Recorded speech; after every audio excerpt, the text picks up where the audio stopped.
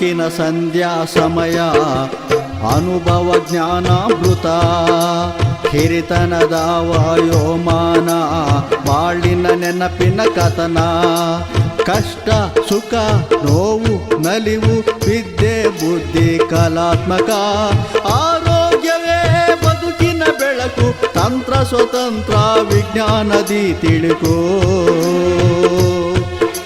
ಹಿರಿಯರಿಗಾಗಿ ಹಿರಿಯರಿಗೋಸ್ಕರ ಅನುಭವ ಕಾರ್ಯಕ್ರಮ ಅನುಭವ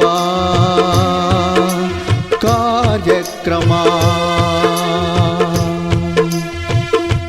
ನಮಸ್ಕಾರ, ಹಾರ್ದಿಯ ಸುನಿಲ್ ಮಾತಾಡ್ತಿದ್ದೀನಿ.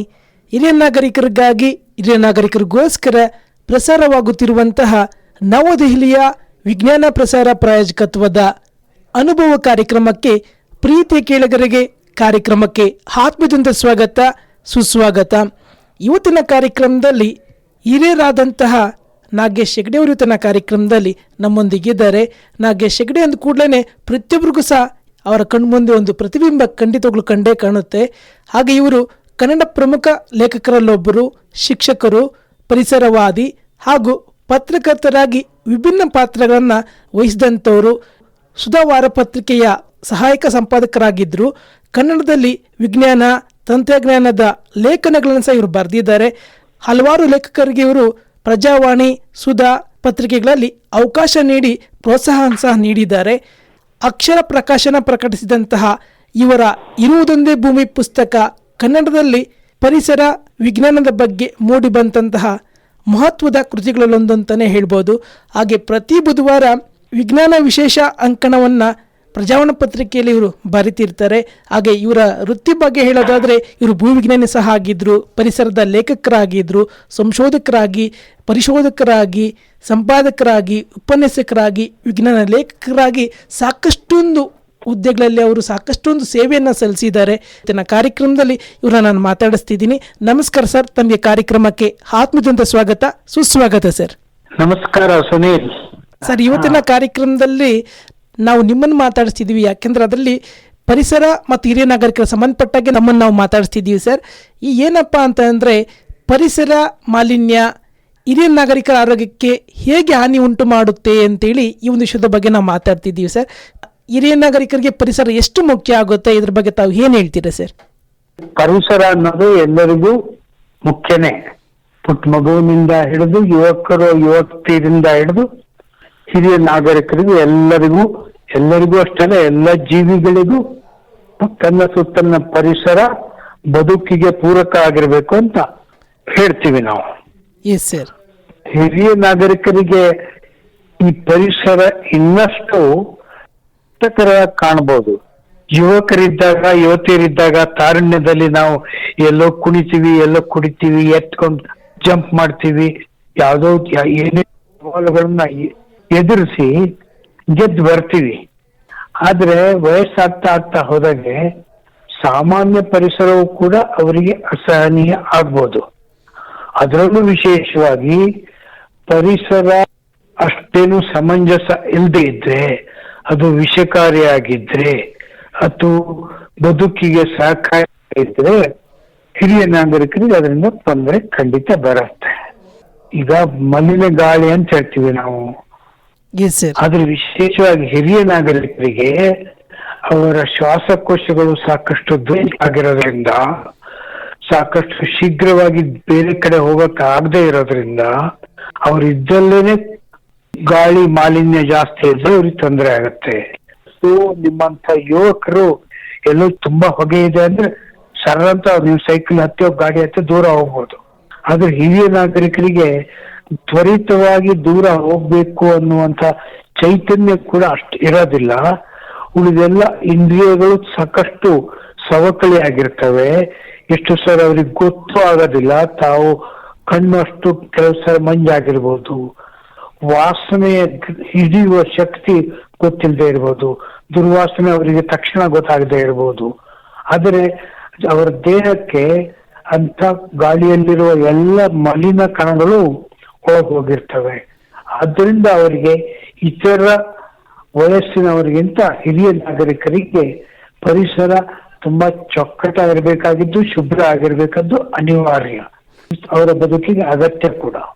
ಖಂಡಿತ ಸರ್. ಹಾಗೆ ನೀರು ಸರ್, ನೀರಿನ ಬಗ್ಗೆ ಪ್ರತಿಯೊಬ್ಬರಿಗೂ ನೀರು ಬೇಕೇ ಬೇಕು. ಅದರಲ್ಲಿ ಹಿರಿಯ ನಾಗರಿಕರಿಗೆ ನೀರು ಎಷ್ಟು ಮುಖ್ಯ, ಅದರಲ್ಲಿ ನೀರಿನ ಮಾಲಿನ್ಯ ಆದರೆ ಹಿರಿಯ ನಾಗರಿಕರ ಆರೋಗ್ಯದ ಮೇಲೆ ಯಾವ ರೀತಿಯ ದುಷ್ಪರಿಣಾಮ ಬೀರ್ಬೋದು ಸರ್? ಹಿರಿಯ ನಾಗರಿಕರು ಅಂದ್ರೇನೆ ಅವರ ಶರೀರ ಕ್ರಮೇಣ ಸೋಲ್ತಾ ಹೋಗುತ್ತೆ. ಅಂದ್ರೆ ದೇಹ ದಾರ್ಢ್ಯ ಕಮ್ಮಿ ಆಗ್ತಾ ಹೋಗುತ್ತೆ. ಅವರ ಶರೀರದಲ್ಲಿರುವಂತ ನೀರಿನ ಅಂಶ ಸಾಕಷ್ಟು ಬೇಗ ಆವಿ ಆಗ್ತಾ ಇರುತ್ತೆ. ತ್ವಚೆ ಸುಕ್ಕಿರುತ್ತೆ, ಗಂಟಲು ಒಣಗ್ತಾ ಇರುತ್ತೆ ಆಗಾಗ. ಹಾಗಾಗಿ ಅವರಿಗೆ ನೀರಿನ ಅಗತ್ಯಕ್ಕಿಂತ ಜಾಸ್ತಿ ಇರುತ್ತೆ. ಆದ್ರೆ ಹಾಗೆ ಸೇವನೆ ಮಾಡುವಂತರು ಕಲುಷಿತ ಆಗಿದ್ರೆ, ಅದರಲ್ಲಿ ಅಥವಾ ಉಪ್ಪಿನ ಅಂಶ ಅದ್ರಲ್ಲಿ ಜಾಸ್ತಿ ಇದ್ರೆ, ಲವಣಾಂಶ ಜಾಸ್ತಿ ಇದ್ರೆ ಅದು ಅಪಾಯ.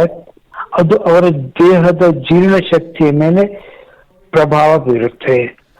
ಜೀರ್ಣಶಕ್ತಿ ಒಂದೇ ಅಲ್ಲ, ಆ ನೀರಿನಲ್ಲಿ ರೋಗಾಣು ಇದ್ರೆ ಹಿರಿಯ ನಾಗರಿಕರಿಗೆ ಏನಾಗಿರುತ್ತೆ ಅಂದ್ರೆ ರೋಗ ನಿರೋಧಕ ಶಕ್ತಿ ಕಮ್ಮಿ ಆಗ್ತಾ ಇರುತ್ತೆ. ಹಾಗಾಗಿ ಎಳೆ ಮಕ್ಕಳಲ್ಲಿ ಅಥವಾ ದೊಡ್ಡವರಲ್ಲಿ ಕೆಲಮಟ್ಟಿಗೆ ರೋಗಾಣುಗಳು ಅಥವಾ ವಿಷದ ಕೆಮಿಕಲ್ ಸೇರ್ಪಡೆ ಆಗಿದ್ರು ಕೂಡ ಅದನ್ನ ಜೀರ್ಣಿಸಿಕೊಳ್ಳುವ ಅಥವಾ ಅದನ್ನ ಗೆದ್ದು ಬರುವ ತಾಕತ್ ಜಾಸ್ತಿ ಇರುತ್ತೆ. ಆದ್ರೆ ಬಳಲಿ ಬೆಂಡಾದ, ಸುಸ್ತಾದ, ಸೋತ ದೇಹಕ್ಕೆ ಅತ್ಯಂತ ಪರಿಶುದ್ಧವಾದ ನೀರು ಬೇಕಾಗತ್ತೆ, ಎಲ್ಲ ರೀತಿಯ ದ್ರವ ಇರಬೇಕಾಗತ್ತೆ. ಅಲ್ಲಿ ಮಾಲಿನ್ಯದ ಅಂಶ ಹೆಚ್ಚಿಗೆ ಇರಬಾರ್ದು. ಖಂಡಿತ ಸರ್. ಹಾಗೆ ಹಿರಿಯ ನಾಗರಿಕರಿಗೆ ವಯಸ್ಸಾದಂತೆ ಕೆಲವರಿಗೆ ಕಿವಿ ಕೇಳಿಸುವಂಥದ್ದು ಕಡಿಮೆ ಆಗ್ತಾ ಹೋಗುತ್ತೆ ಕ್ರಮೇಣವಾಗಿ. ಹಾಗಾಗಿ ಶಬ್ದ ಮಾಲಿನ್ಯದಿಂದ ಹಿರಿಯ ನಾಗರಿಕರಿಗೆ ಏನಾದರೂ ಅವರ ಕಿವಿ ಅಂದರೆ ಶಬ್ದವನ್ನು ಕೇಳಿಸ್ಕೊಳ್ಳುವಂಥ ಶಕ್ತಿ ಕ್ಷೀಣಿಸ್ತಾ ಹೋಗುತ್ತಾ ಅಥವಾ ತೊಂದರೆ ಆಗುತ್ತಾ ಏನ್ ಸರ್ ಅಂತೇಳಿ? ನೀವು ಒಂದೊಂದಾಗಿ ವಾಯು ಮಾಲಿನ್ಯ, ಜಲ ಮಾಲಿನ್ಯ, ಆಮೇಲೆ ಶಬ್ದ ಮಾಲಿನ್ಯವನ್ನು ಎತ್ಕೊಂಡು ಬರ್ತಾ ಇದ್ದೀರಿ. ಖಂಡಿತ ಸರ್. ಈ ಶಬ್ದ ಮಾಲಿನ್ಯ ಎರಡು ರೀತಿ ಇರ್ಬೋದು. ಒಂದ್ ರೀತಿ ಕ್ರಮೇಣ ಕಿವಿಯ ಶ್ರವಣ ಸಾಮರ್ಥ್ಯ ಕಮ್ಮಿ ಆಗ್ತಾ ಹೋಗತ್ತೆ ಹಿರಿಯರಲ್ಲಿ.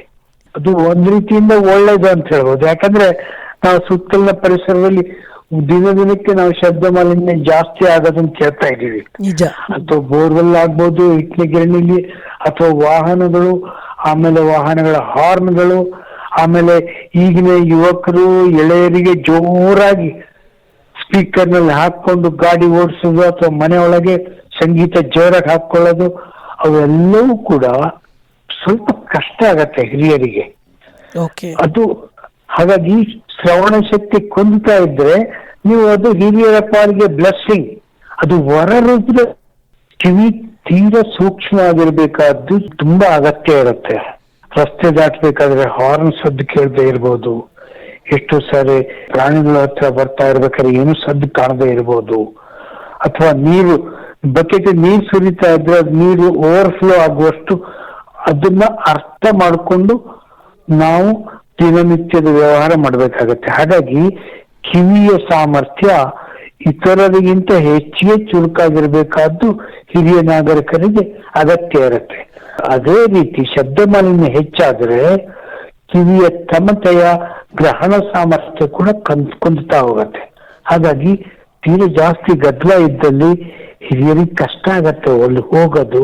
ಗದ್ದಲ ಇದ್ದಲ್ಲಿ ಹೋಗೋ ಆಗಿಲ್ಲ.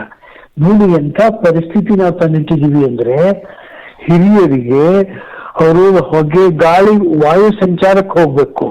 ಸಂಜೆ ಹೊತ್ತಿನಲ್ಲಿ, ಬೆಳಗ್ಗೆ ಹೊತ್ತಿನಲ್ಲಿ ಸ್ವಲ್ಪ ಗಾಳಿ, ಶುದ್ಧ ಗಾಳಿ ಇರಬೇಕು ಅಂತ. ಅದ್ರ ಯಾರೋ ಒಂದು ಪ್ಲಾಸ್ಟಿಕ್ ರಾಶಿಗೆ ಬೆಂಕಿ ಕೊಟ್ಟಿರ್ತಾರೆ, ಅಥವಾ ಇನ್ಯಾವುದೋ ಒಂದ್ ಕಡೆ ಹೊಗೆ ಬರ್ತಾ ಇರತ್ತೆ, ವಾಹನಗಳ ಹೊಗೆ ಇರುತ್ತೆ. ಹಾಗಾಗಿ ಅವರಿಗೆ ವಾಯು ಮಾಲಿನ್ಯದ ಪ್ರಮಾಣ ಜಾಸ್ತಿ ಬರ್ತಾ ಇರತ್ತೆ. ಹಾಗೇನೆ ಅವರಿಗೆ ಬಾಯಾರಿಕೆ ಆದ ಕುಡಿಬೇಕು ಅಂತಿದ್ರೆ ನೀರಲ್ಲಿ ಲವಣಾಂಶ ಜಾಸ್ತಿ ಇದ್ರೆ ಅದು ಕಷ್ಟ ಆಗತ್ತೆ. ಕಿವಿ ಚುರುಕಾಗಿರ್ಬೇಕು, ಆದ್ರೆ ಗದ್ದಲ ತುಂಬಾ ಜಾಸ್ತಿ ಆಗಿದ್ರೆ ಕಷ್ಟ ಆಗತ್ತೆ. ಹಾಗಾಗಿ ಬದುಕಿನ ಅಗತ್ಯ ಸೌಲಭ್ಯವನ್ನು ಬಳಸಲಿಕ್ಕೆ ಕೂಡ ಅವರಿಗೆ ದಿನ ದಿನ ಕಷ್ಟ ಆಗ್ತಾ ಹೋಗುತ್ತೆ. ಹಾಗಾಗಿ ಪರಿಸರ ರಕ್ಷಣೆ, ಪರಿಸರ ಶುಚಿತ್ವ ಎಲ್ಲರಿಗೂ ಬೇಕು, ಆದ್ರೆ ಜಾಸ್ತಿ ಬೇಕಾಗಿರೋದು ಹಿರಿಯ ನಾಗರಿಕರಿಗೆ. ಖಂಡಿತ ಸರ್. ಹಾಗೆ ಈಗ ನಾವು ಭೂಮಿ ಬಗ್ಗೆ ಮಾತಾಡೋದಾದ್ರೆ ಮಣ್ಣಿನ ಕಲುಷಿತ ಆಗಿದ್ರೆ ಈಗ ಸರ್ವೇಸಾಮಾನ್ಯವಾಗಿ ಈಗ ಸಾಕಷ್ಟೊಂದು ಕೆಮಿಕಲ್ಸ್ ಎಲ್ಲ ಎಲ್ಲೆಲ್ಲಿ ಬಿಟ್ಟಿರ್ತಾರೆ, ಅಥವಾ ಈಗ ಕೊರೋನಾ ಇರೋ ಸಂದರ್ಭದಲ್ಲಿ ಎಲ್ಲಂದ್ರಲ್ಲಿ ಮಾಸ್ಕ್ಗಳನ್ನ ಎಸೆದಿರ್ತಾರೆ, ಅವರು ಸರಿಯಾಗಿ ಒಂದು ಕಡೆ ಹಾಕಿರಲ್ಲ. ಸಾಕಷ್ಟೊಂದು ಹೊಸ ಥರದ ಕಾಯಿಲೆಗಳು ನಮಗೆ ಬರ್ತಿರೋದ್ರಿಂದಾಗಿ ಭೂಮಾಲಿನ್ಯ ಆಗಿದ್ರೆ ಹಿರಿಯರ ನಾಗರಿಕರ ಮೇಲೆ ಅಥವಾ ಹಿರಿಯ ನಾಗರಿಕರಿಗೆ ಏನು ತೊಂದರೆ ಆಗ್ಬೋದು ಸರ್? ಅವ್ರು ಓಡಾಡುವಂಥ ಸಂದರ್ಭಗಳಲ್ಲಿ ಕೆಲವರು ಗ್ರಾಮೀಣ ಪ್ರದೇಶಗಳು ತಮಗೆ ಗೊತ್ತಿರೋ ಹಾಗೇನೆ ಹಳೆ ಕಾಲದ ಹಿರಿಯ ನಾಗರಿಕರು ಇವತ್ತಿಗೂ ಸಹ ಚಪ್ಪಲಿನ ಧರಿಸದೆ ಓಡಾಡೋಂಥವ್ರು ಸುಮಾರು ಜನ ಇದ್ದಾರೆ. ಮಾಲಿನ್ಯದಲ್ಲಿ ನಾವೀಗ ವಾಯು ಮಾಲಿನ್ಯ, ಜಲ ಮಾಲಿನ್ಯ, ಶಬ್ದ ಮಾಲಿನ್ಯ ಅಷ್ಟೇ ಹೇಳಿದ್ವಿ. ಇನ್ನೂ ಅನೇಕ ರೀತಿ ಮಾಲಿನ್ಯ ಇದಾವೆ. ಬೆಳಕಿನ ಮಾಲಿನ್ಯ ಇದೆ, ಪರಾಗ ಮಾಲಿನ್ಯ ಇದೆ, ದೃಶ್ಯ ಮಾಲಿನ್ಯ ಅಂತಿರುತ್ತೆ. ಎಲ್ಲಕ್ಕಿಂತ ಹೆಚ್ಚಾಗಿ ಭಾವ ಮಾಲಿನ್ಯ, ಅದ್ರ ಬಗ್ಗೆ ನಾವು ಹೆಚ್ಚಿಗೆ ಮಾತಾಡ್ತಾ ಇಲ್ಲ ಯಾರು. ಭಾವ ಮಾಲಿನ್ಯ ಅಂದ್ರೆ ಹಿರಿಯರನ್ನ ಅವ್ರಿಗೆ ಕೊಡಬೇಕಾದ ಗೌರವನ ಎಷ್ಟೋ ಮಂದಿ ಕೊಡೋದಿಲ್ಲ. ವಯಸ್ಸಾಗ್ತಾ ಹೋದಂಗೆ ಅವರಿಗೆ ಅವರ ಸಾಧನೆಗಳು, ಪರಿಶ್ರಮಗಳು ಸಾಕಷ್ಟು ಇರ್ತವೆ. ಅವರಿಗೆ ಒಂದು ಆತ್ಮ ಗೌರವ ಅಂತ ಇರತ್ತೆ. ಆದ್ರೆ ಇತ್ತೀಚಿನ ಯುವಕರು ಮೃಗ ಪಕ್ಕಕ್ಕೆ ಹೋಗೋ ಅಂತಾರೆ. ಅವರಿಗೆ ಅವಮಾನ ಆಗತ್ತೆ, ಹಂತದಲ್ಲೂ ಅವಮಾನ ಆಗತ್ತೆ. ಅದು ಭಾವ ಮಾಲಿನ್ಯ ಅಂತಾರೆ. ಬೆಳಕಿನ ಮಾಲಿನ್ಯ ಅಂದ್ರೆ ಹಿರಿಯರಿಗೆ ಬೆಳಕಿನ ಗ್ರಹಣ ಶಕ್ತಿ ಕೂಡ ಕ್ರಮೇಣ ಕಮ್ಮಿ ಇರುತ್ತೆ. ತುಂಬಾ ಪ್ರಖರವಾದ ಬೆಳಕನ್ನು ಅವ್ರು ನೋಡಕ್ಕಾಗೋದಿಲ್ಲ. ಮನೇಲಿ ತುಂಬಾ ಬ್ರೈಟ್ ಟಿವಿ ಹಚ್ಕೊಂಡಿದ್ರೆ, ಬ್ರೈಟ್ ಲೈಟ್ ಇದ್ರೆ ಕಷ್ಟ ಆಗತ್ತೆ. ಬಿಸಿಲಲ್ಲಿ ಓಡಾಡಕ್ ಆಗೋದಿಲ್ಲ. ಬೆಳಕಿನ ಮಾಲಿನ್ಯ ಕೂಡ ಅವರಿಗೆ ಸಾಕಷ್ಟು ಹಿಂಸೆ ಕೊಡುತ್ತೆ. ಇನ್ನು ಎಲ್ಲಕ್ಕಿಂತ ಮುಖ್ಯ ಅಂದ್ರೆ ಪರಾಗ ಮಾಲಿನ್ಯ ಅಂತೀವಿ. ಎಷ್ಟೇ ಹವೆ ಶುದ್ಧ ಇದ್ದಂತೆ ಕಂಡ್ರೂ ಕೂಡ ನಿಸರ್ಗದಲ್ಲಿ ನಾನಾ ರೀತಿಯ ಅಲರ್ಜಿಕಾರಕ ಪರಾಗಗಳು ಇರ್ತವೆ. ಯೌವನದಲ್ಲಿ ಅದು ಗೊತ್ತಾಗೋದಿಲ್ಲ. ಆದ್ರೆ ಅಂತ ಪರಾಗ ಕಣಗಳು ವಯಸ್ಸು ಆಗ್ತಾ ಹೋದಂಗೆ ಕೆಲವರಿಗೆ ಅಲರ್ಜಿ ಉಂಟು ಮಾಡುತ್ತೆ. ಅದು ಕಣ್ಣಿಗೆ ಅಲರ್ಜಿ ಆಗ್ಬೋದು, ಅಥವಾ ಶ್ವಾಸಕೋಶಕ್ಕೆ ಅಲರ್ಜಿ ಆಗ್ಬೋದು. ಒಟ್ಟಾರೆಯಾಗಿ ಶರೀರ ದುರ್ಬಲ ಆಗ್ತಾ ಹೋದಾಗೆ ನಮ್ಮ ಎಲ್ಲ ಪಂಚೇಂದ್ರಿಯಗಳು ಅಂದ್ರೆ ತ್ವಚೆ, ಕಿವಿ, ಕಣ್ಣು, ನಾಲ್ಗೆ, ಮೂಗು ಇವೆಲ್ಲ ತಮ್ಮ ಸಂವೇದನೆಯನ್ನ, ಸಹನಶೀಲತೆಯನ್ನ ಸ್ವಲ್ಪ ಕಳ್ಕೊತಾ ಇರ್ತವೆ. ಅದಕ್ಕಾಗಿ ಉಳಿದೆಲ್ಲ ವಯಸ್ಸಿನವರಿಗಿಂತ ಹೆಚ್ಚಿನ ವಿಶೇಷ ಕಾಳಜಿ, ಪರಿಸರ ಕಾಳಜಿ ಜನರಿಗೆ ಇರಬೇಕಾಗತ್ತೆ. ಹಿರಿಯರು ನಮ್ಮಲ್ಲಿ ಇದಾರೆ, ಎಲ್ಲೋ ನೀವು ಪ್ಲಾಸ್ಟಿಕ್ ಬಿಸಾಕ್ತೀರಿ ಅಥವಾ ಎಲ್ಲೋ ಗಾಜಿನ, ಎಷ್ಟೋ ಮಂದಿಗಂತೂ ಗಾಜಿನ ಖಾಲಿ ಬಾಟ್ಲಿ ಕಂಡ್ರೆ ಟಳ್ಳಂತ ಒಡೆದು ಬಿಸಾಕ್ ಹೋಗ್ತಾರೆ. ಅದೇನು ಮೋಜೋ ಗೊತ್ತಿಲ್ಲ. ಸೊ ಹಾಗಾಗಿ ನಾವು ಬಿಸಾಕುವ ವಸ್ತು, ಯಾವುದೇ ವಸ್ತುವನ್ನು ಬಿಸಾಕಬಾರ್ದು. ನಾವು ಅದನ್ನ ರೀಸೈಕಲ್ ಮಾಡ್ಬೇಕು ಅಂತೀವಿ. ಅದನ್ನ ಮರುಬಳಕೆ ಮಾಡಕ್ ಪ್ರಯತ್ನ ಮಾಡ್ಬೇಕು, ಅಥವಾ ಅತ್ಯಂತ ಯಥೋಚಿತ ವಿಲೇವಾರಿ ಮಾಡ್ಬೇಕು. ಮಾಸ್ಕ್ ಅಂತ ಹೇಳಿದ್ರಿ, ಪ್ಲಾಸ್ಟಿಕ್ ಅಂದ್ರಿ, ಹಳೆ ಟಯರ್ ಅಂದ್ರಿ, ಅಲ್ಲಿ ಎಲ್ಲಾ ಕಡೆ ಕಂಡ್ರೆಲ್ಲ ಬಿಸಾಕ್ತಾ ಹೋದ್ರೆ ನಾನು ಹೇಳಿದ ಎಲ್ಲಾ ಬಗೆಯ ಮಾಲಿನ್ಯಕ್ಕೂ, ದೃಶ್ಯ ಮಾಲಿನ್ಯಕ್ಕೆ, ಆ ಮೂಲಕ ಮನಸ್ಸಿನ ಮಾಲಿನ್ಯಕ್ಕೆ ಕಾರಣ ಆಗ್ತಾ ಇರುತ್ತೆ.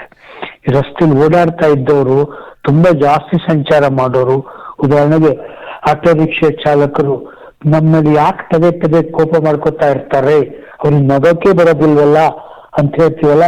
ಯಾಕೆ ಅಂದ್ರೆ ಅವರು ಹಗಲಿಡೀ ರಸ್ತೆಯಲ್ಲಿ ಓಡ್ತಾ ಇರ್ಬೇಕಾದ್ರೆ ಶಬ್ದ ಮಾಲಿನ್ಯ ಅವ್ರಿಗೆ ಕೇಳ್ತಾ ಇರುತ್ತೆ, ಧೂಳು ಮಾಲಿನ್ಯ ಬರ್ತಾ ಇರುತ್ತೆ, ಹೊಗೆ ಮಾಲಿನ್ಯ ಬರ್ತಾ ಇರುತ್ತೆ. ಇಡೀ ದಿನ ಎಲ್ಲ ಅವರು ಮಾಲಿನ್ಯ ಪರಿಸರದ ಜೊತೆ ಬದುಕ್ತಾ ಇರ್ಬೇಕಾದ್ರೆ ಅವರ ಮನಸ್ಸು ಕ್ರುದ್ಧ ಆಗತ್ತೆ. ಅವ್ರ ಮನಸ್ಸು ಆ ಸಹನಶೀಲತೆಯನ್ನ ಕಳ್ಕೊಂಡ್ಬಿಡತ್ತೆ, ಕ್ರಮೇಣ ಕಮ್ಮಿ ಆಗ್ತಾ ಹೋಗತ್ತೆ.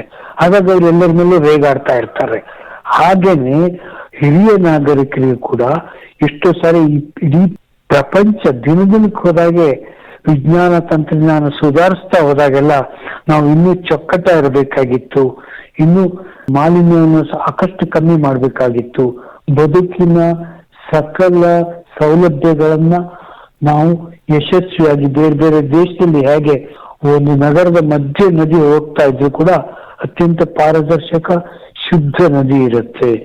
ಅಲ್ಲಿ ಜಲ ಮಾಲಿನ್ಯ ಇರೋದಿಲ್ಲ, ವಾಯು ಮಾಲಿನ್ಯ ಇರೋದಿಲ್ಲ, ಫುಟ್ಪಾತ್ ಬಹಳ ಅಚ್ಚುಕಟ್ಟಾಗಿರುತ್ತೆ, ಹುಲ್ಲಿನ ಹಾಸು ಬಹಳ ಚೆನ್ನಾಗಿರುತ್ತೆ, ಎಲ್ಲದೂ ಚೆನ್ನಾಗಿರುತ್ತೆ. ಯಾಕಂದ್ರೆ ಸುಧಾರಿತ ದೇಶ ಅದು ಅಂತೇಳಿ. ಯಾಕಂದ್ರೆ ಪ್ರತಿಯೊಬ್ಬ ನಾಗರಿಕನು ಜವಾಬ್ದಾರಿಯುತವಾಗಿ ತನ್ನ ಹೊಣೆಯನ್ನ ನಿಭಾಯಿಸ್ತಾ ಇರ್ತಾನೆ. ನಾವು ಹಾಗೆ ಮಾಡೋದಿಲ್ಲ. ಹಿರಿಯ ನಾಗರಿಕರಿಗೆ ಅಷ್ಟೇ ಅಲ್ಲ, ಎಲ್ರಿಗೂ ಈ ಮಾಲಿನ್ಯದ ಶಾಪ ತಟ್ತಾನೆ ಇರುತ್ತೆ, ಮನಸ್ಸು ಮುದುಡ್ತಾ ಇರುತ್ತೆ, ಕಂಡವ್ರ ಮೇಲೆ ಕೋಪ ಮಾಡ್ಕೊಳ್ಳುವಂತ ಪರಿಸ್ಥಿತಿ ಬರುತ್ತೆ. ಹಾಗಿರ್ಬೇಕಾದ್ರೆ ನಮ್ಮ ಎಳೆಯ ಪೀಳಿಗೆಯವರು, ಯುವಕರು, ತರುಣರು, ಸ್ವಲ್ಪ ಹಿರಿಯ ವಯಸ್ಸಿನವರು ಕ್ರಮೇಣ ನಾವು ನಾಡಿದ್ದು ಯಾ ಅಜ್ಜನ ತರ ಆಗ್ತೀವಿ ಅನ್ನೋ ಪರಿಕಲ್ಪನೆ, ಜ್ಞಾನ ಇರಬೇಕು ನಮ್ಗೆ. ನಾವು ಇವತ್ತಿನ ಪರಿಸರವನ್ನು ಚೊಕ್ಕಟವಾಗಿ ಇಟ್ಕೊಂಡ್ರೆ ನಾಳೆ ವೃದ್ಧಾಪ್ಯ ಬಂದಾಗ ನನಗೂ ಇದು ಅತ್ಯಂತ ಬದುಕಲು ಯೋಗ್ಯವಾದ ಸಹನೀಯವಾದ ಪರಿಸರ ಇರಬೇಕು ಅನ್ನೋ ಗ್ರಹಿಕೆ ಇದ್ದರೆ ಬಹುಶಃ ನಾಳಿನ ಜಗತ್ತು ಇನ್ನು ಸುಂದರವಾಗಿ, ಸುರಕ್ಷಿತವಾಗಿ, ಸುಭದ್ರವಾಗಿರ್ಲಿಕ್ಕೆ ಸಾಧ್ಯ ಇದೆ. ಖಂಡಿತ ಸರ್, ಖಂಡಿತ. ಒಟ್ಟಾರೆಯಾಗಿ ಇವತ್ತಿನ ಕಾರ್ಯಕ್ರಮದಲ್ಲಿ ಪರಿಸರ ಮಾಲಿನ್ಯ ಹಿರಿಯ ನಾಗರಿಕರ ಆರೋಗ್ಯಕ್ಕೆ ಹೇಗೆ ಹಾನಿಯ ಉಂಟು ಮಾಡುತ್ತೆ ಅನ್ನೋದ್ರ ಬಗ್ಗೆ ತಿಳಿಸ್ಕೊಟ್ರಿ. ಪರಿಸರ ಪ್ರತಿಯೊಬ್ಬರಿಗೂ ಮುಖ್ಯ. ಅದರಲ್ಲೇನು ಮಾಲಿನ್ಯ ಆದಾಗ ಪ್ರತಿಯೊಂದು ಹಂತದಲ್ಲೂ ಎಲ್ಲರಿಗೂ ಸಹ ಒಂದು ಆರೋಗ್ಯದ ಮೇಲೆ ದುಷ್ಪರಿಣಾಮ ಬೀರುತ್ತೆ ಅಂತೇಳಿ ತಿಳಿಸ್ಕೊಟ್ಟಿದ್ದೀರಾ. ಕೊನೆಯದಾಗಿ ಸರ್, ಪರಿಸರನ ಸಂರಕ್ಷಣೆ ಮಾಡೋ ದೃಷ್ಟಿಯಿಂದ ಅಥವಾ ಪರಿಸರ ಎಷ್ಟು ಮುಖ್ಯ ನಮಗೆ ಅನ್ನೋದ್ರ ಬಗ್ಗೆ ಹಿರಿಯ ನಾಗರಿಕರಿಗೆ ಕೊನೆಯದಾಗಿ ಏನು ಹೇಳೋದಕ್ಕೆ ಬಯಸ್ತೀರಾ ಸರ್, ಹಿರಿಯ ನಾಗರಿಕರ ದೃಷ್ಟಿಯಿಂದ? ಹಿರಿಯ ನಾಗರಿಕರಿಗೆ ಗೌರವ ಕೊಡಿ ಮೊದಲನೇದಾಗಿ. ಆಮೇಲೆ ಅವರ ಬದುಕನ್ನ ಇನ್ನಷ್ಟು ಸಂಕಷ್ಟಕ್ಕೀಡು ಮಾಡುವಂತ ಪರಿಸ್ಥಿತಿ ತರಬೇಡಿ. ಎಲ್ಲಕ್ಕಿಂತ ಮುಖ್ಯವಾಗಿ ಹೇಳ್ಬೇಕಾದ್ರೆ ಪ್ರತಿಯೊಬ್ಬ ವ್ಯಕ್ತಿನೂ ಹಿರಿಯ ನಾಗರಿಕ ಆಗ್ತಾನೆ ನಾಳೆ. ನಿಜ ಸರ್. ಆದ್ದರಿಂದ ಈಗ ಮಾಡುವ ಕೆಲಸದಲ್ಲಿ ತಾದಾತ್ಮ್ಯ ಇರಬೇಕು, ಅದ ಕೆಲಸದಲ್ಲಿ ಶ್ರದ್ಧೆ ಇರಬೇಕು, ಮಾಡಬೇಕಾದ ಕರ್ತವ್ಯ ಮಾಡಬೇಕು. ಅದು ಅಧಿಕಾರಿಗಳಾಗಿರ್ಲಿ, ಪೊಲೀಸ್ ಅಧಿಕಾರಿಗಳಾಗಿರ್ಲಿ, ಶಿಕ್ಷಕರಾಗಿರ್ಲಿ, ಡಾಕ್ಟರ್ ಆಗಿರ್ಲಿ, ಅಥವಾ ಸ್ವಾಮೀಜಿಗಳಾಗಿರ್ಲಿ, ವಿದ್ಯಾರ್ಥಿಗಳಾಗಿರ್ಲಿ, ಅಮ್ಮ ಆಗಿರ್ಲಿ, ಅಪ್ಪ ಆಗಿರ್ಲಿ, ಪ್ರತಿಯೊಬ್ರು ತಾನೂ ಕೂಡ ಒಂದಿನ ಹಿರಿಯ ನಾಗರಿಕ ಆಗ್ತೀನಿ, ಆದ್ದರಿಂದ ನಾಳಿನ ಭವಿಷ್ಯವನ್ನ ನಾವು ಸುಭದ್ರವಾಗಿ ಇಡಬೇಕು ಅನ್ನೋ ಸಂದೇಶವನ್ನ ಹೇಳ್ಬೇಕು. ಈಗ ನಿಮ್ಮೆದುರಿಗೆ ಕಾಣ್ತಾ ಇರುವ ಅಜ್ಜ ಇರ್ಲಿ, ಅಜ್ಜಿ ಇರ್ಲಿ, ಮುದುಕಿ ಅಂತೇಳಿ ಹಂಸಕ್ ಹೋಗ್ಬೇಡಿ. ಅವರ ಜ್ಞಾನೇಂದ್ರಿಯಗಳೆಲ್ಲ ಸಾಕಷ್ಟು ದುರ್ಬಲ ಆಗಿರ್ತವೆ. ತಕ್ಷಣ ಕೇಳಿಸದೇ ಇರ್ಬೋದು, ತಕ್ಷಣ ರಿಯಾಕ್ಟ್ ಮಾಡದೇ ಇರ್ಬೋದು. ಆದ್ದರಿಂದ ಅವರು ಮುದುಕರು ಅಂತ ಹಂಗಿಸ್ಬೇಡಿ. ಅವ್ರಿಗೆ ಕುಡಿಯೋ ನೀರು ಶುದ್ಧವಾಗಿರ್ಬೇಕು, ಅವ್ರು ಓಡಾಡೋ ಹಾದಿ ಶುದ್ಧವಾಗಿರ್ಬೇಕು. ಪಾರ್ಕ್ ನಲ್ಲಿ ಅವ್ರು ಕೂತ್ಕೊಳ್ಳೋ ಬೆಂಚಿನ ಸುತ್ತಮುತ್ತ ಕಲ್ಲು, ಕಬ್ಬಣ ಗಿಬ್ಬಣ ಇಲ್ದ ನೋಡ್ಕೋಬೇಕು. ಎಲ್ಲ ಕಡೆ ನಾಳಿನ ಬದುಕು ಸಹನೀಯವಾಗಿರುವಂತೆ ಪ್ರತಿಯೊಬ್ರು ನಮ್ಮ ವರ್ತನೆಗಳನ್ನ ಸರಿಯಾಗಿ ನಿಭಾಯಿಸಬೇಕು. ಖಂಡಿತ ಸರ್. ಒಟ್ಟಾರೆಯಾಗಿ ಪರಿಸರ ದೃಷ್ಟಿಯಿಂದ, ಪರಿಸರ ಮಾಲಿನ್ಯ ಆರೋಗ್ಯದ ದೃಷ್ಟಿಯಿಂದ ಹಿರಿಯ ನಾಗರಿಕರು ಆರೋಗ್ಯವಾಗಿರಬೇಕಾದ್ರೆ ಪರಿಸರ ಮಾಲಿನ್ಯ ಆಗದಿರುತ್ತಿಲ್ಲ ಎಷ್ಟರ ಮಟ್ಟಿಗೆ ನಾವು ನೋಡ್ಕೋಬೇಕಾಗುತ್ತೆ. ಹಿರಿಯ ನಾಗರಿಕರಿಗೆ ಯಾವ ರೀತಿ ಗೌರವ ಕೊಡೋದ್ರ ಜೊತೆಗೇನೆ ಸ್ವಚ್ಛತೆಯನ್ನು ಪರಿಸರದಲ್ಲಿ ನಾವು ಇಟ್ಕೊಂಡಿರಬೇಕಾಗುತ್ತೆ. ಮತ್ತು ಪರಿಸರವನ್ನು ಸ್ವಚ್ಛತೆಯಿಂದ, ಶುಚಿತ್ವದಿಂದ ಇಟ್ಕೊಂಡು ಹಿರಿಯ ನಾಗರಿಕರನ್ನ ಆರೋಗ್ಯವನ್ನು ನಾವು ಕಾಪಾಡುವಂಥದ್ದು ಪ್ರತಿಯೊಬ್ಬರ ಜವಾಬ್ದಾರಿ ಮತ್ತು ಅವರನ್ನು ಗೌರವಿಸುವಂಥದ್ದು ನಮ್ಮೆಲ್ಲರ ಕರ್ತವ್ಯ ಅಂತೇಳಿ ಇಷ್ಟೆಲ್ಲ ಒಂದು ಒಳ್ಳೆಯ ಮಾಹಿತಿಗಳು ನೀಡಿ ಪರಿಸರ ಮಾಲಿನ್ಯ ಹಿರಿಯ ನಾಗರಿಕರ ಆರೋಗ್ಯಕ್ಕೆ ಹೇಗೆ ಹಾನಿ ಉಂಟು ಮಾಡುತ್ತೆ ಅಂತಕ್ಕಂಥ ಎಲ್ಲ ವಿಚಾರಗಳನ್ನು ತಿಳಿಸ್ಕೊಟ್ಟು ಪರಿಸರ ಮಾಲಿನ್ಯ ದೃಷ್ಟಿಯಿಂದ ಹಿರಿಯ ನಾಗರಿಕರ ಆರೋಗ್ಯದ ದೃಷ್ಟಿಯಿಂದ ಮೂಡಿಸಿದ್ದೀರಾ ಸರ್. ಇಷ್ಟೆಲ್ಲ ಅರಿವು ಮತ್ತು ಜಾಗೃತಿಯನ್ನು ಮೂಡಿಸಿದ್ದಕ್ಕೆ ಪ್ರೀತಿ ಕೇಳಿಗರ ಪರವಾಗಿ ತಮಗೆ ಹೃತ್ಪೂರ್ವಕವಾದಂಥ ಧನ್ಯವಾದಗಳು ಸರ್. ಧನ್ಯವಾದಗಳು ಸುನೀಲ್. ಧನ್ಯವಾದಗಳು. ನಮಸ್ಕಾರಗಳು ಸರ್. ನಮಸ್ಕಾರ. ಸ್ನೇಹಿತರೆ, ಇಷ್ಟೊತ್ತು ಕಾರ್ಯಕ್ರಮದಲ್ಲಿ ನಮ್ಮೊಂದಿಗೆ ನಾಗೇಶ್ ಹೆಗ್ಡೆ ಅವರು ಇದ್ದರು.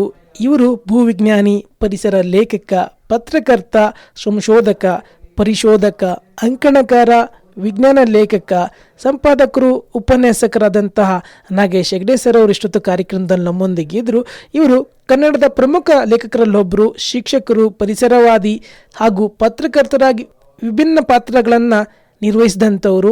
ಇವರು ಸುಧಾ ವಾರಪತ್ರಿಕೆಯ ಸಹಾಯಕ ಸಂಪಾದಕರು ಸಹ ಆಗಿದ್ದರು. ಕನ್ನಡದಲ್ಲಿ ವಿಜ್ಞಾನ ತಂತ್ರಜ್ಞಾನದ ಲೇಖನಗಳನ್ನು ಸಹ ಇವರು ಬರೆದಿದ್ದಾರೆ. ಮತ್ತು ಹಲವಾರು ಲೇಖಕರಿಗೆ ಇವರು ಪ್ರಜಾವಾಣಿ, ಸುಧಾ ಪತ್ರಿಕೆಗಳಲ್ಲಿ ಅವಕಾಶಗಳನ್ನು ನೀಡಿ ಪ್ರೋತ್ಸಾಹವನ್ನು ಸಹ ನೀಡಿದ್ದಾರೆ. ಇಂತಹ ಒಬ್ಬ ಹಿರಿಯ ನಿವೃತ್ತ ಭೂ ವಿಜ್ಞಾನಿಗಳನ್ನು ಇಷ್ಟೊತ್ತು ಕಾರ್ಯಕ್ರಮದಲ್ಲಿ ನಾವು ಮಾತಾಡಿಸಿದ್ವಿ. ಇವರು ಪರಿಸರ ಮಾಲಿನ್ಯ ಹಿರಿಯ ನಾಗರಿಕರ ಆರೋಗ್ಯಕ್ಕೆ ಹೇಗೆ ಹಾನಿ ಉಂಟು ಮಾಡುತ್ತೆ ಅಂತಕ್ಕಂಥ ಒಂದು ವಿಚಾರವನ್ನು ಸಾಕಷ್ಟೊಂದು ಅರ್ಥಗರ್ಭಿತವಾಗಿ ಸಾಕಷ್ಟೊಂದು ಮಾಹಿತಿಯನ್ನು ಹಂಚ್ಕೊಳ್ಳೋದ್ರ ಮೂಲಕ ಹಿರಿಯ ನಾಗರಿಕರ ಆರೋಗ್ಯಕ್ಕೆ ಪರಿಸರ ಎಷ್ಟು ಮುಖ್ಯ ಅನ್ನೋದನ್ನು ತಿಳಿಸ್ಕೊಟ್ಟಿದ್ದಾರೆ. ಅದೇ ಪರಿಸರ ಮಾಲಿನ್ಯ ಆದರೆ ಹಿರಿಯ ನಾಗರಿಕರ ಆರೋಗ್ಯದ ಮೇಲೆ ಯಾವ ರೀತಿಯ ದುಷ್ಪರಿಣಾಮ ಬೀರುತ್ತೆ ಅಂತಕ್ಕಂಥ ಎಲ್ಲ ವಿಚಾರಗಳನ್ನು ತಿಳಿಸಿಕೊಟ್ಟು ಅರಿವು ಮತ್ತು ಜಾಗೃತಿಯನ್ನು ಮೂಡಿಸಿದ್ದಾರೆ. ಇವರಿಗೆ ಕೇಳಿಗರ ಪರವಾಗಿ ಧನ್ಯವಾದಗಳನ್ನು ತಿಳಿಸ್ಕೊಡ್ತಾ ಇವತ್ತಿನ ಹಿರಿಯ ನಾಗರಿಕರ ಅನುಭವ ಕಾರ್ಯಕ್ರಮವನ್ನು ಮುಕ್ತಾಯ ಮಾಡ್ತಿದ್ದೀನಿ. ಮುಂದಿನ ಸಂಚಿಕೆಯಲ್ಲಿ ಭೇಟಿ ಆಗ್ತೀನಿ. ಎಂದಿನಂತೆ ನಿಮ್ಮ ನೆಚ್ಚಿನ ಆತ್ಮೀಯ ಗೆಳೆಯ RJ ಸುನಿಲ್. ಎಲ್ಲರಿಗೂ ಶುಭವಾಗಲಿ, ಶುಭ ದಿನ. ಧನ್ಯವಾದಗಳು ಸ್ನೇಹಿತರೆ.